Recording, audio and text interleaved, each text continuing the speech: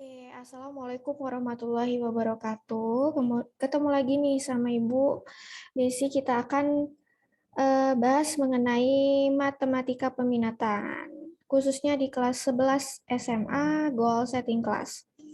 Nah, kemarin kita udah bahas mengenai lingkarannya, definisi dan pengertiannya.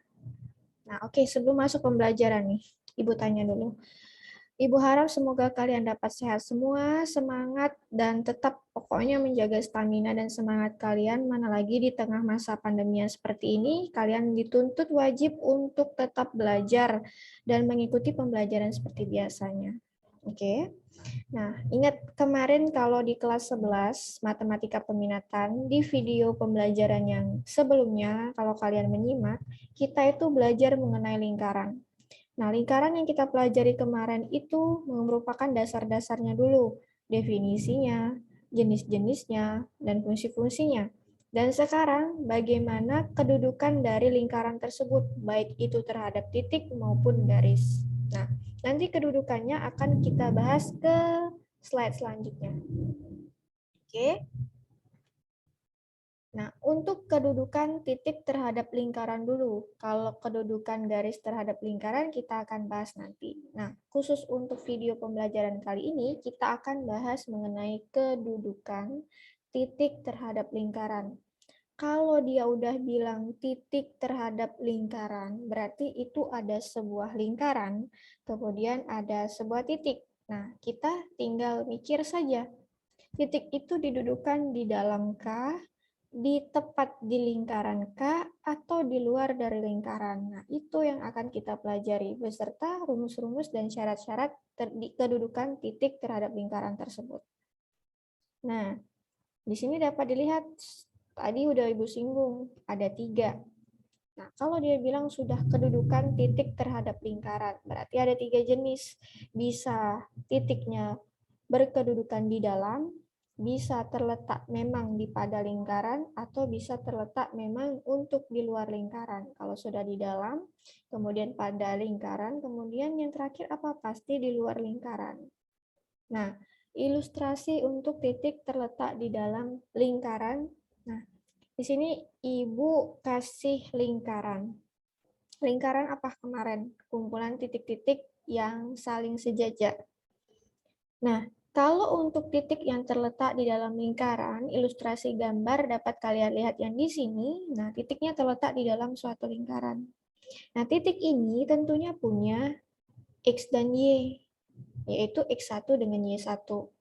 Kemudian yang kedua ada titik terletak pada lingkaran. Kalau dia bilang pada lingkaran, berarti tepat di lingkaran itu. Mau di atas, di kanan, di kiri, di samping, di bawah. Yang penting letaknya pada tepat di lingkaran itu. Nah, dia juga punya X1 dengan Y1 titik itu. Habis terletak pada lingkaran, kemudian ada yang di luar lingkaran. Berarti di luar jalur dari lingkaran tersebut. Nah, berarti dia punya juga titik yang namanya X dengan Y atau X, Y. Nah, yang membedakannya apa sih Bu dari ketiga jenis lingkaran ini? Kan sama-sama ada lingkaran, sama-sama ada titik, sama-sama ada X sama Y. Yang membedakannya letak. Karena dia bilang tadi kedudukan. Berarti di dalam, pada, dan di luar. Nah, kalau untuk di dalam, rumus yang kita gunakan itu X1 kuadrat ditambah Y1 kuadrat kurang dari R kuadrat. Nah, kita pakai kurang dari.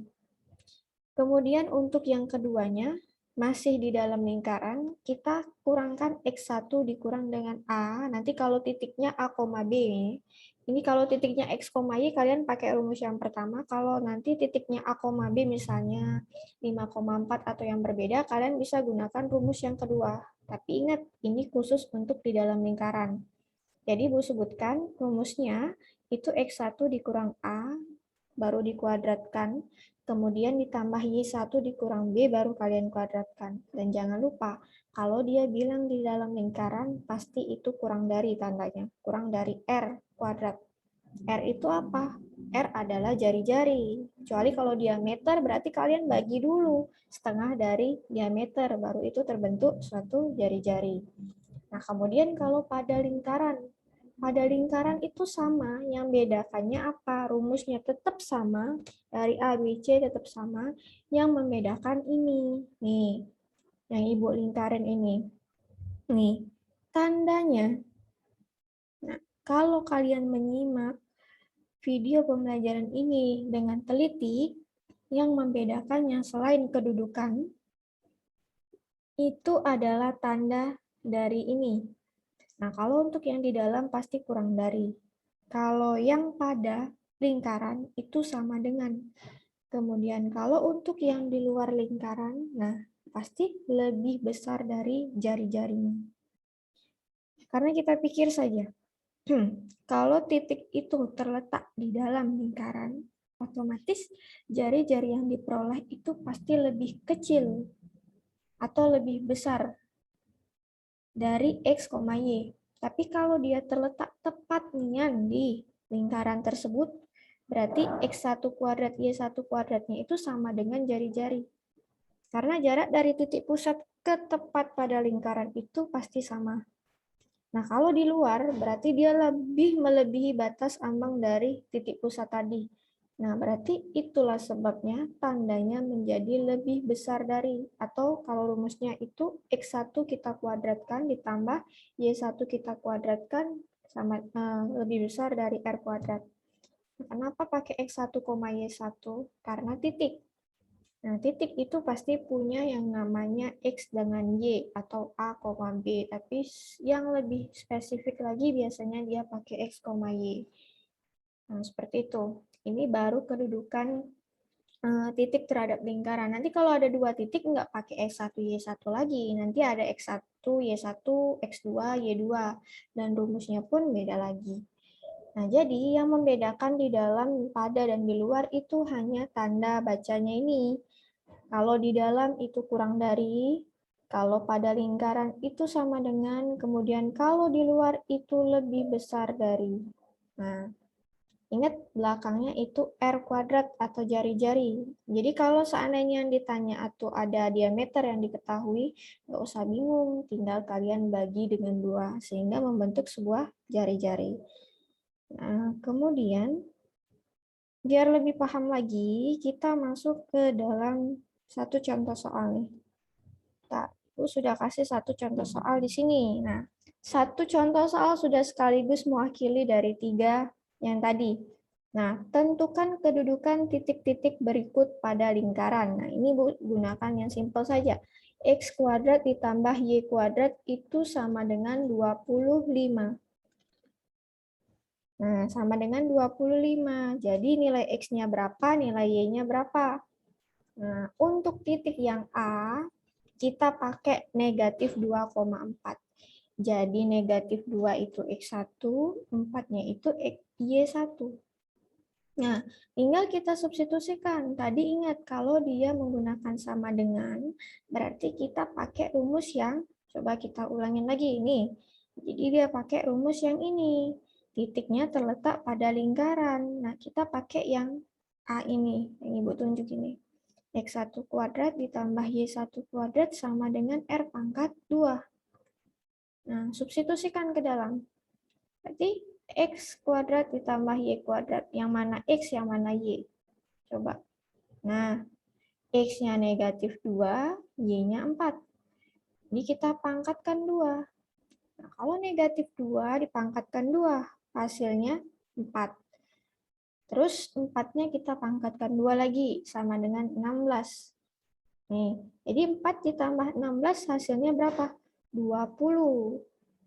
Nah, terus kalau nilainya 20, jadi bagaimana, Bu? Apakah dia di dalam? Apakah dia pada? Apakah dia luar? Nah, caranya seperti ini. Setelah kalian dapat nilai dari titik negatif 2,4 ini 20, kalian lihat di soal. Di soal tadi dia bilang tentukan kedudukan titik-titik berikut terhadap lingkaran X kuadrat plus Y kuadrat sama dengan 25.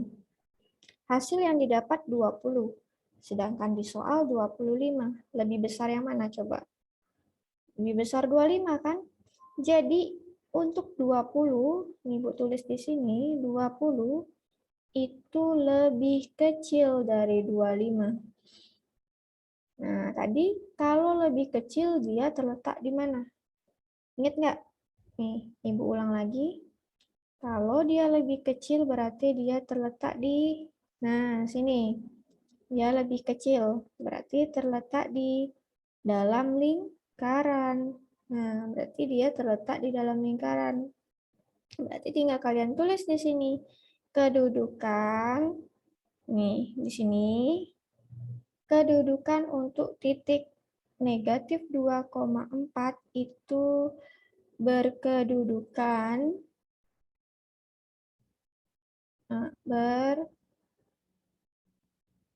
berkedudukan di dalam lingkaran. Di dalam lingkaran. Nah, coba untuk melatih kalian di rumah, untuk B dengan C, kalian kerjakan di rumah. Rumusnya masih pakai yang warna kuning ini, tinggal kalian substitusikan ke dalam. Kemudian untuk menentukan kedudukannya tinggal dilihat besar yang mana dari hasilnya yang didapat dengan soal. Kalau sama dengan 25 berarti dia pada lingkaran. Tapi kalau dia lebih besar dari 20, maksudnya dari 25 berarti dia terletak di luar. Nah, coba untuk soal nomor 1 ini yang B dengan C, tuh kalian jawab sebagai tugas di rumah. Nah, yang udah Ibu jelaskan tadi, caranya seperti ini. Tinggal substitusikan saja. Oke? Jangan lupa dibuat tanggal. Kita akan bahas di pertemuan offline selanjutnya. Nah, untuk materi mengenai kedudukan titik terhadap garis, Ibu cukupkan sekian. Apabila ada yang ingin tanyakan, silahkan ditanyakan pada saat pembelajaran offline.